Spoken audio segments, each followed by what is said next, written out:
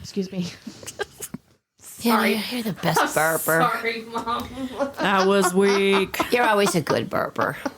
Even when she was a baby. She can really build them. Yeah. She never had a tummy ache. Okay. Hello, Wanderers. I'm Hannah. And I'm Jess. And this is Wicked Wanderings. Hi, Jess. Hi, Hannah. How are you? I'm good. How are you doing? I'm good. Are you ready for today's episode? Yes, I got my red wine ready that you so lovingly gave to me. So let's do this. You're going to need it for today's episode. It's a heavy one. So it's a good thing we have the bottle in the room. Yes, it's Okay. very good we have the bottle in the room. So I have a little spiel to begin with. I like to think there's a difference between faith and organized religion. I agree. With faith, it is your personal relationship with whatever power to be you believe in. An organized religion is man-made here on earth, and sometimes that encompasses the evil side of humanity.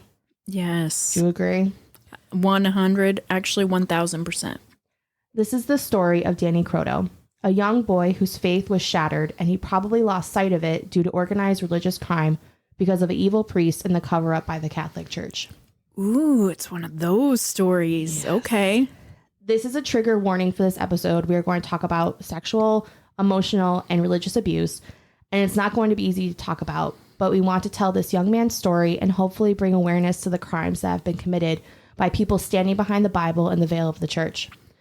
This episode is hard for me to talk about because of the religious component. It also happened in an area I grew up near, and I work with kids, so that's kind of another doozy. I'm getting chills already.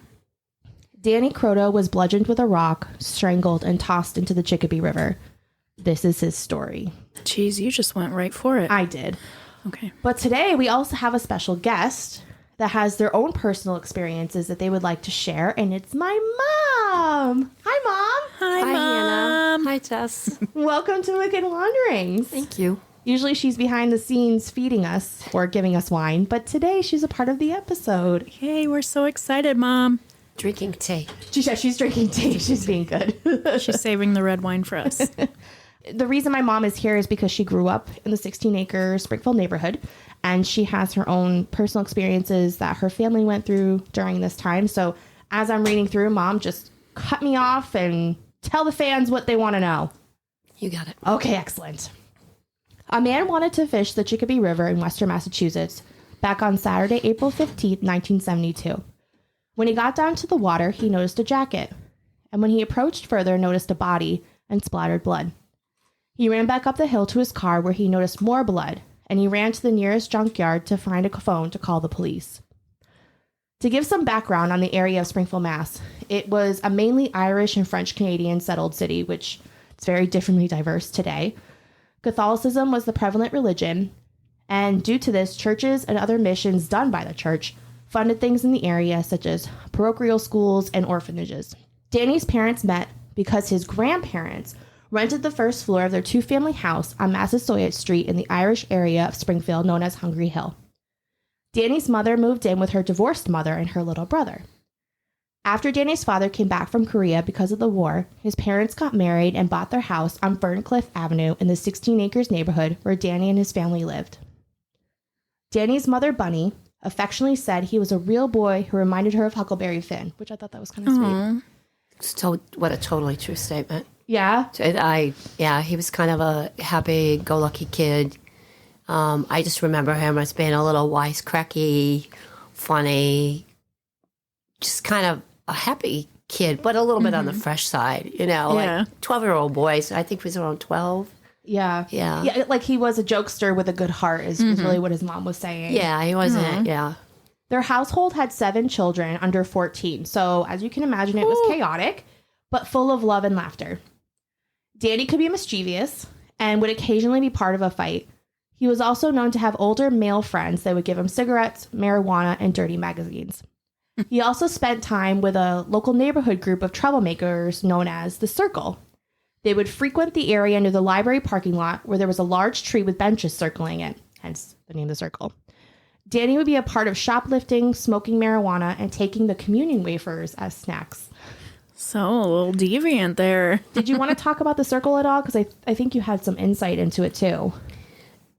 When they built the new library, they put this lovely reading area out in the back with a huge tray. I think it might even be an oak tree where people could take their books and go out and read. And it was soon taken over by teens that were like older than I was. And they were called the Circle Gang. But they weren't a gang. I mean, maybe they were smoking cigarettes and drinking a beer back there, but They were just the cool kids. they thought they were. Suppose. Yeah. They thought they were. The Croteau children attended Our Lady of the Sacred Heart Catholic Church, also known as Olsh, where the Sisters of St. Joseph staffed and taught the school. The nuns would use corporal punishment, which entailed for children to kneel on pencils, slapping or punching them, or beating them with anything that was nearby, such as books, rulers, or pointers. I went to school there. Really? 2 years. Did you have to kneel on pencils? Oh, I was a good student. She was a good girl. So can I add just a weird story to this? Yeah, absolutely. My mom, my sweet innocent mom, who is Mormon, told me she wanted to be a nun because and she's like, well, and they're so sweet. I'm like, not the stories I've heard. I've heard they're mean. But anyway. Yeah, because I think about even in the indigenous schools. Yes. Oh my gosh. Nasty little ladies. Woo. I was only there for 2 years, so I was kind of small to be in, kindergarten, first grade. Really. Yeah. It's more the older kids that get. But I do remember kids getting their knuckles wrapped with rulers. Ouch. And it was normal. Or threatened with going to see the priest. We were scared of the nuns. Yeah. Well, yeah. We were scared of the nuns. I was very happy to go to public school when I went to second grade. Interesting. But yeah, that was if you weren't behaving, you were going to go see the priest. And you knew that if the nun dragged you in to see the priest, the power of the church, and the power of the priest. And I think, Hannah, we probably have to talk about that because the priest, and especially for a Catholic, I mean, my dad is Irish Catholic, and they were, God's representatives here on earth. And boy, you certainly didn't want to interrupt him because you were fooling around, let me tell you. Yeah, I don't know much about, I married into a Catholic family, but I've heard stuff here and there, so I'm... Well, let us inform you. Yes, please do. Also, another punishment that was actually a favorite was when they would put the students back into their chairs in such a way where they'd be able to beat them with a belt. And the thing with the belt is, you never, when you spank a child, right, it's, how it feels against the skin, but with a belt, you don't know how much that hurts or how many you're doing, right? I mean, it's... Yeah, I don't recall ever seeing anything like that in there. That's good. This way of life now seems archaic and cruel, but it was the norm during this time. The Catholic faith was an ever-present norm in the Croteau family life. Springfield consisted of church and Irish control. The Irish mafia and the diocese controlled the city, even to the point where the church held sway over the local paper, The Republican. Really? The editor-in-chief was close to Bishop Christopher J. Weldon. Weldon was a harsh man and not really liked by his own priests. He seemed to have his own agenda. Priests were put on a pedestal, and having a personal relationship with your priest, who entered your home and shared meals with you, was a type of honor. Getting advice from mental health therapy to your finances was common because these men were your ticket to God. To have your son serve as an altar boy was a great honor, and when priests showed special interest in your child, where they would share private meals with a priest, accompany them on a ride to a meeting, and even have sleepovers at the rectory, this was not looked at as odd, but as another way to ensure your child's and family's salvation. But, Well, I have a feeling where this is going. yeah. And what has come out in the news in the last couple years. But there was nothing like that there. Yeah. I mean, that type of attention was something that was seen, as Hannah said, as an honor. I do remember many arguments between my father and my brother because he wanted my brother to become an altar boy. And my brother was having, God rest his soul, my brother was having no part of that. Really? He just had no interest in it. He was a pretty committed agnostic from the get-go, probably out of the womb. So is this something that the young boys would be excited for too? Or was it more the parents? I think it could be both. I don't know. Maybe if there was a young man who had a true calling, maybe he would be excited. But I think it was just something that the parents had them do, like Boy Scouts or anything else. Yeah. Okay. It probably seems like, especially in the Catholic families, like if you had a son, he would at least serve as an altar boy for a short amount of time. If you were someone that was very, what's the word I'm looking for? Like attending the church a lot, like you were very involved with it. My mother actually stuck up for my brother. I remember during those arguments because my mother had been brought up Protestant and had converted to Catholicism because back then when they got married in the 50s, you couldn't marry, you couldn't do an interfaith marriage. So to her, the whole concept of an altar boy and just the reverence and the admiration that you gave your priest, that was kind of foreign to her because he had a pastor and he had a family and he had a wife and he was human. So she had a whole different kind of take on it. So he didn't want to be an altar boy. She didn't care. You know? To me, that's not an interfaith marriage. That's so interesting that you bring that up because Protestant and Catholic, I mean, it's the same God. So, it's not like you're going, I don't know, Buddhist or something, like something totally different. So it's interesting. Yeah. I mean, it's the same with like Mormonism and Catholicism. Really? Like Dave and I couldn't have gotten married in like a Mormon temple. And I don't think we could have gotten married in a Catholic church. No, yeah, that's true. Either. That's true. So Chicopee Town Hall is where we... Woo, thank you, Chicopee! And then we went to Hooters, but I digress. So okay, that's definitely a story I need to hear. Good times. The Croteau family attended St. Catherine of Siena on Parker Street in Springfield, where the family was involved in many different ways and were highly connected to their Catholic faith. Their whole world would change on May 6th, 1967, when a new priest was appointed to their parish. Father Levine was a strange child, as people put it. He had an inappropriate relationship with his mother, where they would both laugh when he would grab her breasts and ask if they were real. What the fuck? Mm-hmm. Oh, Sorry. it gets weirder. Sorry for me. They were seen in the backyard sunbathing, her topless and him with his hand on her breasts. How old was he at this point? Old enough not to be holding his mother's breasts. Yeah. Ugh. Most kids would hunt squirrel or frog, but Levine took it too far. He enjoyed watching them die and would sometimes inject them with bleach and then give them an elaborate funeral. People said they knew he would be a priest. I mean, is that a prerequisite, is to kill animals? I thought that was for serial killers, not for priests. Ding, ding, ding, ding. Red flag. But not red flag enough. Did you know any of this, Mom? No. I mean, 1967, I was very young. I do remember when he came to...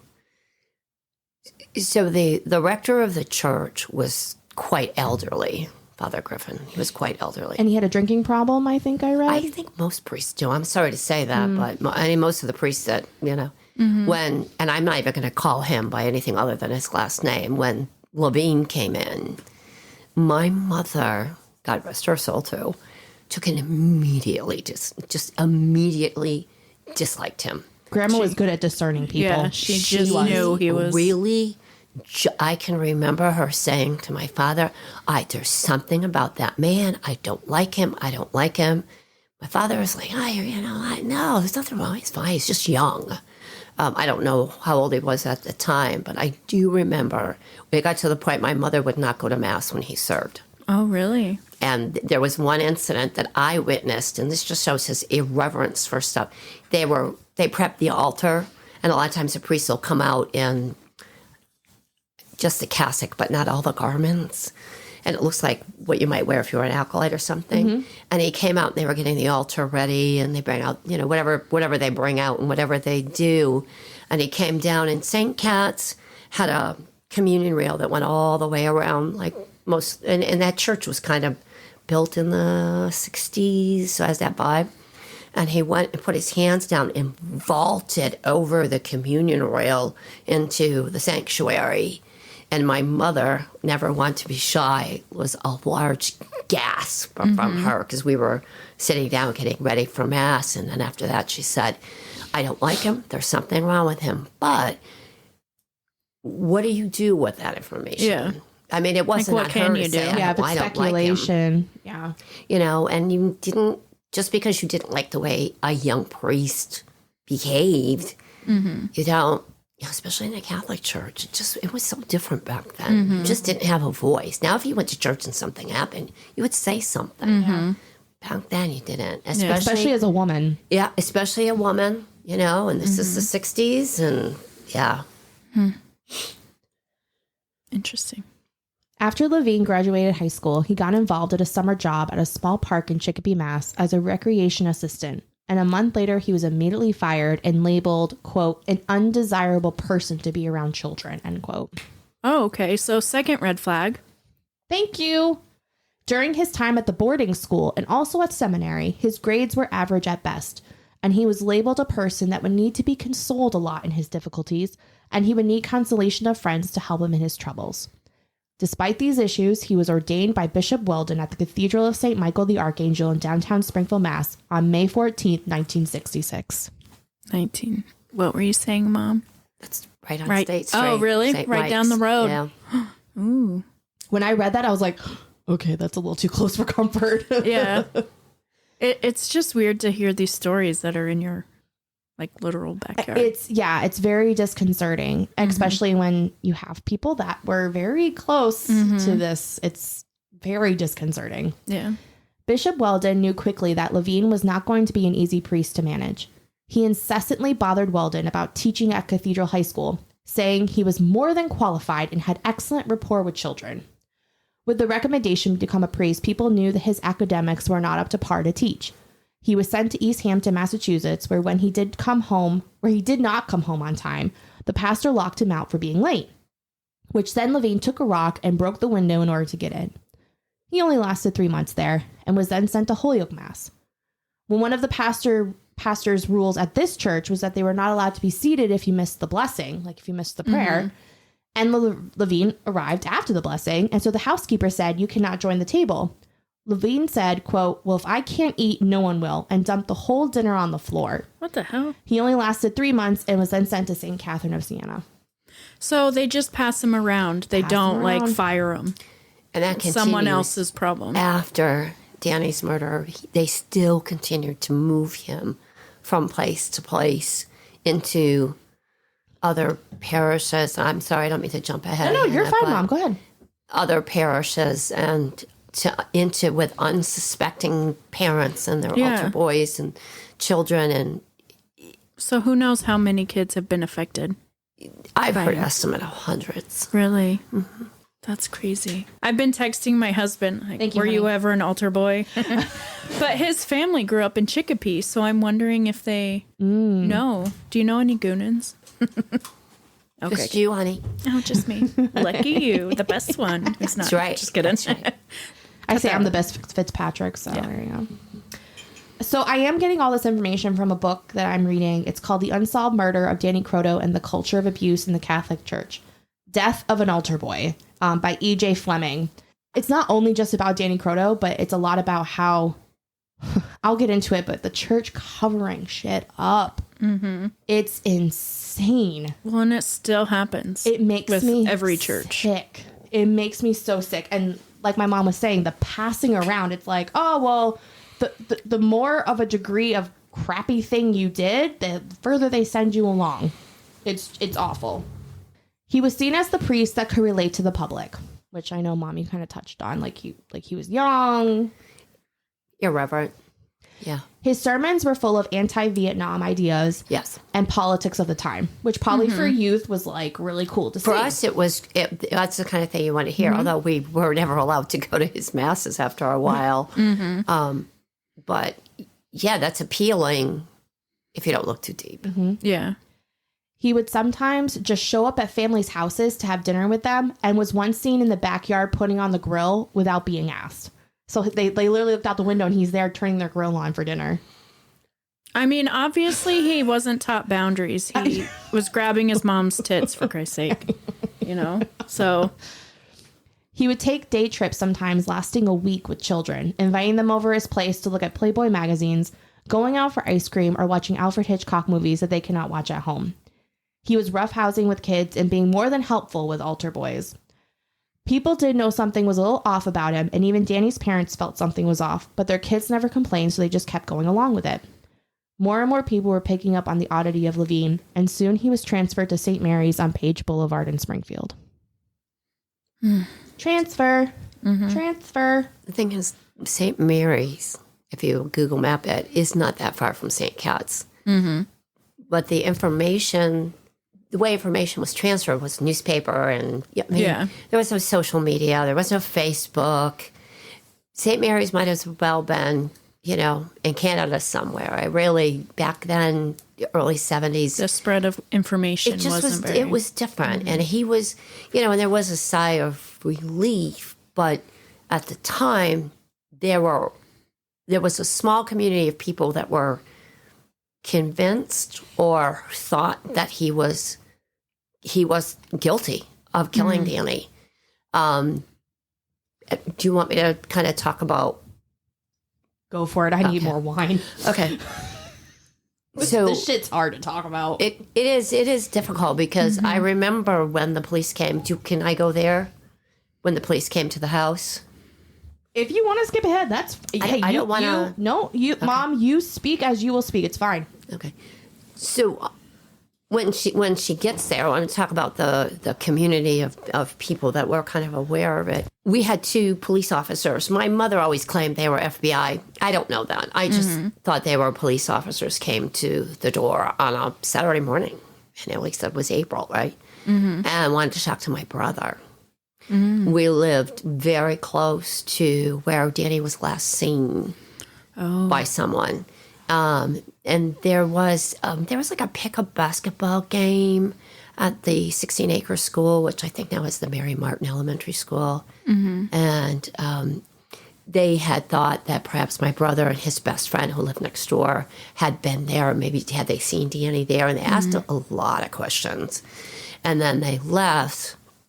And they went next door and talked to his best friend. But when they walked in, they said to his father, World War II vet, tough guy, we want to talk to your son alone. And he said, over my dead body, you're not talking to my son alone, And of course, his best friend, he told them the exact same story, that my brother had told them because they're kids and they were 12 at the time. They didn't know what was going on. It wasn't until afterwards they told my dad that they had found Danny's body and that they were trying to follow up on where he was. His activity before he went missing. Yeah. So there was already at that point in time, did we have a serial killer in the neighborhood? Was it an accident? I mean, they knew it wasn't these 12-year-old kids. None of them were driving. And of course, they said that they couldn't get footprint. There was no DNA. There's no DNA back then, right? Yeah. So... And we'll talk about how the police really fucked it up with we'll get into that. And we'll cut you off. Are you good? No, okay. I'll talk about the Springfield newspaper cover up when you get there. Even with this move to another church, Levine did not stop being a part of the Croteau family. On Friday, April 7th, Danny left to go spend time with Levine, and his parents received a phone call later asking if Danny could stay the night. Danny returned the next morning at 9 o'clock. They were not sure how he got back from Chicopee, but Bunny, his mother, just assumed that Levine gave him a lift. She remembered that Danny looked, quote, listless and nauseous. He laid around and kept complaining about his stomach, which, my God, hint, hint, mom, hint, hint. Kids have been sexually abused and sexually abused, too. She also mentioned that he vomited several times, but after dinner. He said he's going to take the bus to the YMCA, and he left. The following week was Easter week in the church, and also the beginning of fishing season, which Danny was really excited about. I was curious, though, Mom, where was the YMCA that he could have been referring to? Do you know? Oh, the only YMCA I know was the one that's down on Chestnut Street in Springfield. So that's probably why he was going to take the bus. But still, so young, taking the bus to the YMCA downtown? Yeah, that does seem. There might have been there might have been another, or the Y could have had a program in one of the junior high schools or something. Yeah. I don't know. The day before he was reported missing, he was seen around the neighborhood. And in different parts in Springfield. When Danny did not get home that night, they checked if Danny's fishing gear was there and checked nearby ponds and streams because they thought maybe he wanted to fish because he was so excited about it. His mother made calls, including to Levine, but he said he had not seen Danny. At 11:15, Danny's parents called Springfield police reporting Danny missing, but police would not file a report until he was missing 12 hours. Of course, which we all know now. That's bullshit. It is bullshit. They don't have to wait, especially if it's a kid. Because she was furious because she's like, he's only a kid. Like, he's too young. Like, when you have an adult missing, like, okay, they're an adult. Mm-hmm. But this kid's, like, so young. He's barely a teenager. Like, why can't you just put the report in? Lazy. Especially when there's no cell phones, no way to connect. Levine called back around midnight saying that they should also call the Chicopee police, and which I thought was interesting. Suspicious? Yeah. Much. And the report was not filed until 2:11 a.m. His parents could not sleep, obviously. They were just hoping that their son would come home. The whole neighborhood was finding out about Danny missing, and parents started making calls, and kids took their bikes around the neighborhood to try to help. Aww. Around 9 o'clock, Dan's brother gathered some of his friends to bike to the spot where he and Danny and Levine used to fish underneath the bridge. Once they got there, that's when they were greeted by the fire trucks, ambulances, and police cars, and they were turned away and told to go home. The body of Danny Croteau had been found. That's all I have to say. What the fuck? The Croteaus were told that their son was dead, and they wanted Danny's parents to come down to police headquarters. Danny's father, Carl, requested that they make a stop at Levine's parish. God, here we go. Levine asked if they wanted him to come along, and Carl was grateful for the company. Oh, my God. Levine sat in the questioning with them, being quiet and offering nothing, and when it came time for them to identify the body, Levine interrupted and said, quote, no, let him stay here. I'll identify the body. So he's like inserting himself into the investigation, seeing Yeah, how and he's close being they a are. perv because he wants to see what he did. Ugh. No, he is evil personified. He is just an evil was an evil person. Oh, sounds like it. Levine told Danny's parents to make sure it was a closed casket. And even though his parents wanted it to be open, he said to them, quote, you don't want to see Danny like that, end quote. So let's let the guy who killed him just control everything about what happens. And I'm sure that's how they feel now, like, now that they know. I would be livid. Levine would be dead. Sorry. I'm sure he is, right? He died. Okay. Yeah. Oh, wait, but please don't explain, because that we'll get to at the next episode. Okay, That's goody. good shit. Okay. The blood splatter shows that Danny fought for his life, which is good for him, kid. Under the bridge shows the initial fight, and there were marks in the dirt that showed that his body was dragged feet first to the water's edge, where then Danny received a second beating. Danny was most likely incapacitated at the original spot and was near death before he received the second beating. A fist-sized rock was found covered in blood with clumps of hair on it. Tire marks were found at the scene, but the tire prints were one of many mistakes made by law enforcement. Between Springfield, Chicopee, and the DA's office, it was a pissing battle of who had the right over this case.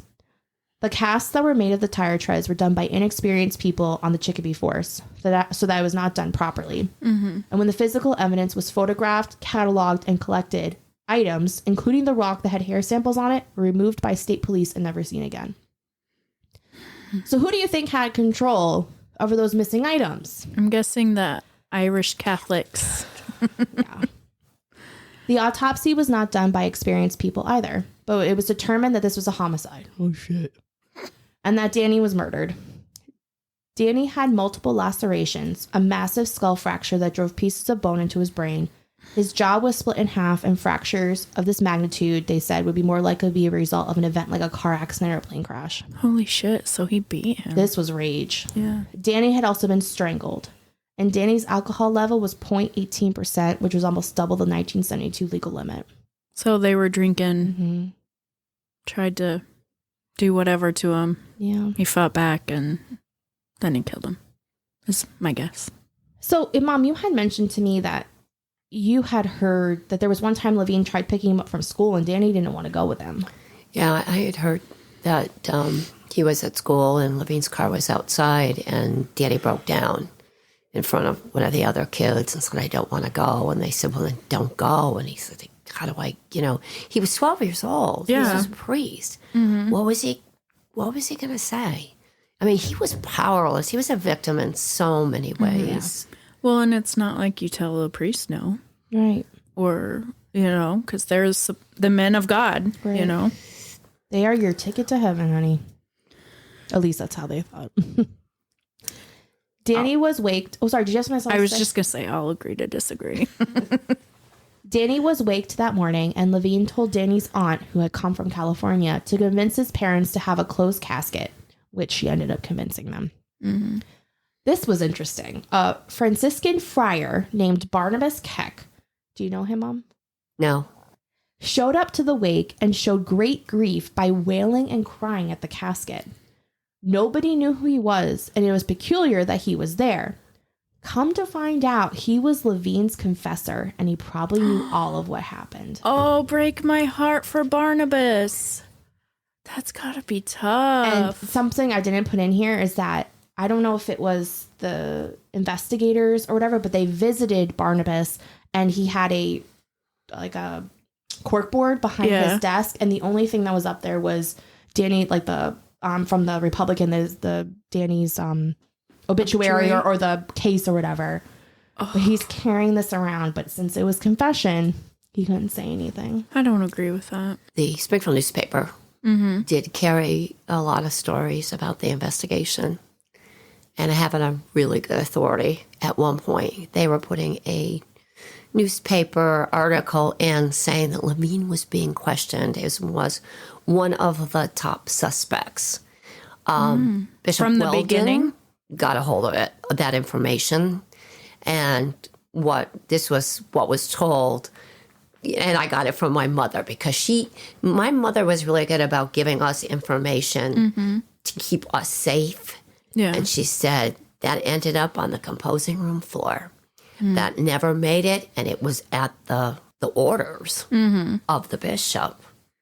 And I'll be honest with you, personally, when I heard that, I looked at her, I looked at my dad, and I said, I will never go to the Catholic Church again, ever. I said, the church is full of hypocrites. Now, not just Catholic Church, right? Yeah. But at the I think time, every organized religion right. has that. But as a 15-year-old girl, I did not step foot into a Catholic church for about 8 years and never attended one again. Sometime in the afternoon, one of Dan's brothers answered the phone.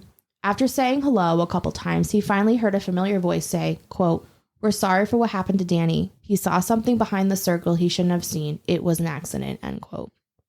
What? They asked who it was a couple times, but the line went dead. Danny's brothers ended up admitting to being victims of Father Levine. Levine was acting strangely in the weeks after... No, did you want to say So something? not just Danny, his brothers as well.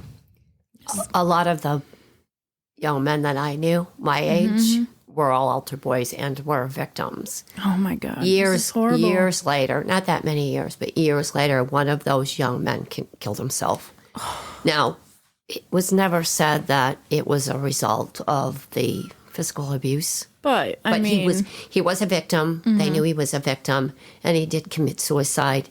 But I think the community always felt that this was just another victim. We can connect the dots. I'm sure he experienced a lot of stuff after that. Levine was acting strangely in the weeks after Danny was found. There should have been a search warrant issued for Levine's home and rectory quarters, but it is speculative that the church had a hand in that and that not happening. When the investigators asked the Croteau family if the phone call that was made about the circle could have been Levine, the brother that answered the phone connected the dots and knew it was Levine. So he thought it sounded familiar, but he just did not connect that it was the priest. He was grieving. Yeah. He was grieving. I can't even imagine what that family went through. I mean, those shockwaves of that, just as a mom, I just, that just overwhelms me to even think about that. I think that there would have to be some guilt in feeling responsible because they encouraged him to hang out with Levine, correct? Because if you also think about how many kids she had, right? And you're like, this priest wants to spend time with my boys. He is taking them off my hands. Like, I know they're going to be safe with a man of God. And then this happens. Well, and it's similar. I mean, not similar, but we talked about it a little during Louis Lent, who used the church to get close to single moms and to be okay with driving kids around. Yeah. And it's like the perfect opportunity for people, right? Douche canoes like this to take advantage of families and kids. Yeah. Ugh, it makes me sick. That's why so many churches now, you have to be quarried and everything else to work with children. But, you know, Hannah and I saw this even in a non-Catholic church that we were. There was a young man, got married, and they moved away, but he molested his own kids. He's in jail now. But he was a youth pastor, a youth right? coordinator, youth pastor. I remember being with him wanting me on the volleyball team, him being a part of my Bible classes. Mm-hmm. And then when they had moved, he went to a Christian school and was molesting children. And then he ended up in jail. So and then of course my mom has to have the tough conversation with her grown adult children. Like, was there something happening I didn't know? Yeah. And granted, we were very lucky that this wasn't happening to us, but it hits too close to home. Yeah. I mean, I've mentioned the Mormon Church obviously a lot, but there's even cover up of sexual abuse from bishops and other people that are in a power of authority that take advantage. And then the church, whether it be Mormon, Catholic, I've even found a book about the Amish community where sexual abuse takes place and they just try to cover it all up. It's ridiculous. So important to teach our children that when they say no means no. No means no. Just like you teach your daughters when they date, no means no. And to maybe always be, I think that's why for me, and I probably drove my kids crazy as they became teenagers. I was a single mom. I wouldn't date because I would never bring a man into my home. And I think a lot of that is some of what happened so close to home. Yeah. And even though obviously my family was not impacted the way his family was, I don't want to put that. But it was still in your neighborhood. It was with three people streets, you knew. Yeah, 3-4 streets over. 3 streets over, I checked. But I was overprotective, and it drove my kids crazy sometimes that when they would be going to do something, guess who volunteered to drive? I did. I did. Your little mama bear. School taking care of your all-nighters. cubs. Church all-nighters.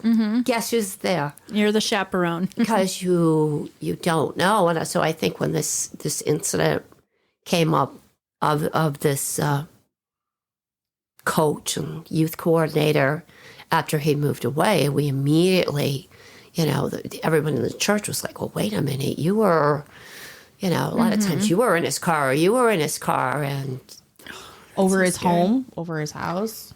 lovely wife. He had an autistic son. Yep. There's no way of knowing. Yep.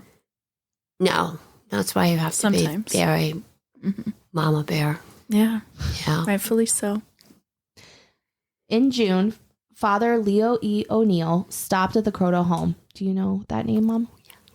Yes, I do. You do? Okay. I do. He came in after, he actually ended up becoming bishop at one point. I think I mentioned that. Yes.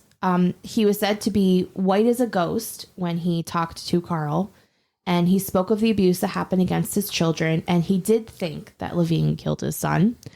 A week later, O'Neill returned and gave Carl a lot of cash, more than $700, which would probably be around $5,000 today. He said the church was sending them to visit his wife's family in California, and he thought it might be good if they got away for a while. What the fuck? That's not the worst of it. Oh my God. I So can't. we're wondering where the church got the money, right? A month later, James Egan, do you know James Egan, Mom? No, I don't. He was the lawyer for the diocese that showed up to the Croteau home and asked them what they wanted or if there's anything they needed.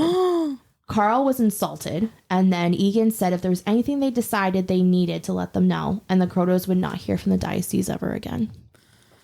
Ew, They're so to buying them buy off. their silence. Yep, they're buying them off. Ugh. Yep. Ugh. Mom, you'll appreciate this. Danny's mom looked for any photos she had of Levine and made sure to shred them up so she had no memory of this man that took her baby away. Burn it. I would have done a witch's curse.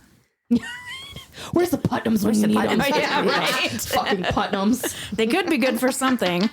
I think this is a terrible thing to say publicly, but I think as a mother, that would have been justifiable homicide. Oh, yeah. I really think if someone hurt my kids, that they would be destroyed. I would not be able to forgive and forget. No. You would be hurt back because at 12 years old, I mean, it's horrific. It's really horrific.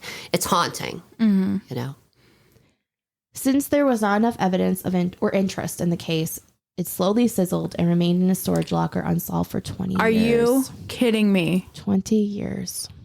I think it was his brothers, a couple of his brothers, that really kind of pushed it to the forefront within recent Later on. memory. So because of this, we're going to kind of go into like fucking awfulness of the diocese, come back a little bit into Levine, and then we'll have to save the rest for another episode. Okay. So this was not the first time the church covered up their sins. In 1922, the Vatican enacted, quote, crime of solicitation, which was prohibiting even public mention of abuse. Accused priests were ordered to be immediately absolved, right? Let's forgive you, and sent on a pious pilgrimage as their penance, and the crime was ordered to be stored in the secret archives as strictly confidential. That's such bullshit. In Springfield, these secret archives were hidden inside 3 locked cabinets in a vault buried in the regular archives. So there's documentation of all this. Oh, God. The secret archives contained files labeled, quote, unnatural involvements, and that could be a thing from alcohol to drugs to pornography and even pregnancies. Folders for sexual abuse were titled, quote, unusual patterns. Obviously, this goes above and beyond Springfield, Massachusetts, and here are a couple stories. There were letters found between 2 priests that were abusers, and they would send letters to each other about their activities. Are you serious? I am not going to read or say what I read because they do talk about it in there, because I literally started getting sick because of it, because it bothered me so bad. Like I was so really it was like two friends joking about their sexual escapades with children. Yep. Awesome. At one point, there was reportedly a ring of priests. This was later that I had heard someone I know had mentioned it, and there was some. I can't get into it because it's not my story to tell, but there were priests that actually passed these young victims around. So sex trafficking, basically. Exactly. Exactly. Oh, this hurts my heart. I know. So bad. In Louisiana in the 1980s, a group of parents suspected their priest of abusing their children. They asked him, and he admitted to it and said that he needed help, and they paid for his therapy sessions. What? And they did not report him. Should pay for castration. Yeah, I mean, you don't need to pay for that. Let's get a knife right now. We should send them to those well, why am I blanking? I just did the episode on it. The mental institutions. Yeah. Oh my God. In 1976, Father McGuire, Mom, do you know who Father McGuire is? Yes, I do. Who also became a future bishop in Springfield, was told by a dad that his son was being molested by a priest that McGuire knew was an abuser. But McGuire said, quote, I'm sure it was just horseplay, end quote. Maybe foreplay, not horseplay. What the fuck? Oh. There is a good documentary called The Keepers on Netflix. Have you seen it? No. Have you watched No. it? Me and Rob watched it. It's amazing. So it is about these adults who were students at this school in Baltimore in 1969, where a nun was murdered for knowing too much about the abuse happening by the priest. It's really good. So Add to watch recommend list. if anyone wants to watch that. What? Streaming? Netflix. Oh, Netflix. Yes. Okay, thank you. The Keepers on Netflix. 1991, Shelburne Falls, Massachusetts. A family accused their priest of abuse. And of course we know who it is. Because they moved him. They moved him again. Was up it to Shelburne Levine? Falls. It's Levine. No way. Ugh. On October 19th. Well, but this is 1991. So we're talking about like almost 20 years later. 20 years later, So and you, he's still you at it. know someone with that kind of predilection. He's not hasn't going to stop. Right. He's not going to stop. Well, why didn't would get he caught. stop? He didn't hasn't get stopped. caught with murder. They're just sending him to places where he has new victims. On October 9th. On October, Sorry. no, it's okay. You're fine.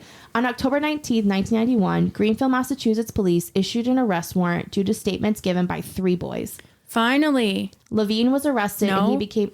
Damn it. Levine was arrested and he became the first priest in Western Massachusetts history charged with child sexual assault. He was put on bail of $10,000, but oddly not assigned a diocesan attorney, which I thought was interesting. Huh. And we're going to stop our story there until next time. What the hell? I need to know. This guy is Evil. Evil. I will tell you, I've been going through this book so slowly. Like I would call my mom probably like every 20 pages asking her questions. And then I had to put it away because it was making me so sick. Well, especially if it So gets sick. descriptive. Very it still makes me want to watch. But you know what? I feel very humbled to be able to tell Danny's story for sure. because it's just, it's horrifying. It's horrifying. The cover-ups, I think, is what just makes me the maddest. Well, and this book is good for that, is to bring awareness to what has been going on and probably what continues to go on. And that keeps getting covered up. And, it breaks my heart. Who knows how many victims this douche has. Mm-hmm. But from what I read in this book, the parents were very willing to be a part of it and tell their son's story, which I think is awesome. Really important. And for hopes that it doesn't happen to any other family. Will you come back for the next episode, Mom? I'll try. She'll try. Good. We love having you here. Thank you so much for inviting me. Well, thank you, Mom, for putting your 2 cents in it. It made it, unfortunately, more real, but it gave us insight to that time, which was helpful. Anything that helps. Somebody listens and you think you got to say something. Yep. You got to say something. Trust your judgment. Yep. Always trust your gut. Yeah. Teach your kids. No means no. Keep those lines of communication open with your kids. So if something weird is happening and they tell you, regardless, believe them. If they are a man of God or not. Yep. Doesn't matter. I think that a lot of those, that way of thinking about it has changed a lot in a lot of the churches. So. Yeah. I think we understand that they're only men and they're fallible. Mm-hmm. I don't think, unless you look at like the FLDS or something. Oh, we're going to talk about Mom that. wants to talk FLDS. She's ready. FLDS. Yes, let's do it. I've been watching a lot about the FLDS. I think there is religious abuse. Mm-hmm. And I think walking away from the Catholic Church because of that, I think that my upbringing allowed me to get into other situations with pastors that were dictators and possibly abusive but as an adult, I can pull myself out of those situations, but it kind of sets you up for it. So you take all that with you. So yeah. Well, and I mean, I've shared a lot about my Mormon upbringing, and thank God I didn't experience anything like this. Yeah. But I was telling these guys, it wasn't until I watched Handmaid's Tale, when there's that part where the higher guy up in the religion and the guy, one of the upper guys, are in the limo and trying to convince, to have their wives involved in the ceremony, watching their husbands fuck another woman. I remember that. And he says, while they're holding them down. Yes. Yeah. And he says, well, make them be a part of the ceremony. And they're like, well, how would we convince that? They were inventing a religion. Exactly. And then they're like, just say that it was commanded by God. Yep. And my mind was blown, because I'm like, oh my God, all of this makes sense now. Like, because they're men. They're human. They have faults. And they can say they're men of God all that they want, but that's a way to control people. I had PTSD after watching some of The Handmaid's Tale. Oh, yeah. I had my own PTSD, so yeah. Oh, thanks for the episode and the cliffhanger, You're welcome. You done to me. I know. True. It's a tough one. Anytime it is. Kids and pets, elder abuse, anything like that. That's the kind of stuff that hurts. Because they can't really defend But we have themselves. to talk about it, and that's why this stuff can go on, is if you don't talk about it. And like I said, when I said to Hannah originally, I said I would like to come on and share my experience, but out of total respect for his family. Yeah, for sure. I don't want to sound I don't want to sound any which way, but I feel like I'm like close to Danny in a lot of ways after doing all this research. And I know it sounds weird because this kid was way before my time. Yeah. But I feel very close to the case in a lot of ways. So it's good. It's good that it needs to be told. It needs to be, because for so long, this poor child went through this darkness by himself. So I know. And thank you for tackling such a tough subject. Well, thank you for bringing it to our attention. Yes. And this won't be the only episode on religious trauma. Oh, no. We're just getting started. I'll be back. Please do. Thanks, Mom. Thank you and for thank you, joining Wanderers. us. We all love you. Thank you, Hannah. Yes. Thanks for joining the shit show. Yes, and don't be a douche canoe. Yes, basically. don't be a douche canoe. And always remember, no means no. See something, say something. Yes. Exactly. Bye. Bye. Bye. Thanks for listening today. This show wouldn't be possible without our amazing producer and editor, Rob Fitzpatrick, who works tirelessly behind the scenes to bring you the best content. And a special thanks to Taiga Soundprod for providing the captivating intro music. Cinematic Intro 24. And of course, we can't forget the hauntingly beautiful outro music, Rhino's Theme, composed by Kevin MacLeod. If you enjoyed today's episode, make sure to leave a rating and review on your favorite podcast platforms, like Spotify, Apple, and YouTube. Your feedback means the world to us. Also, be sure to follow us on Instagram for behind-the-scenes glimpses, updates, and more thrilling content. You can find us at Wicked Wanderings Podcast. Thank you so much for listening and being part of our Wicked Wanderings community. We appreciate each and every one of you. Stay curious, keep exploring, and always remember to keep on wandering.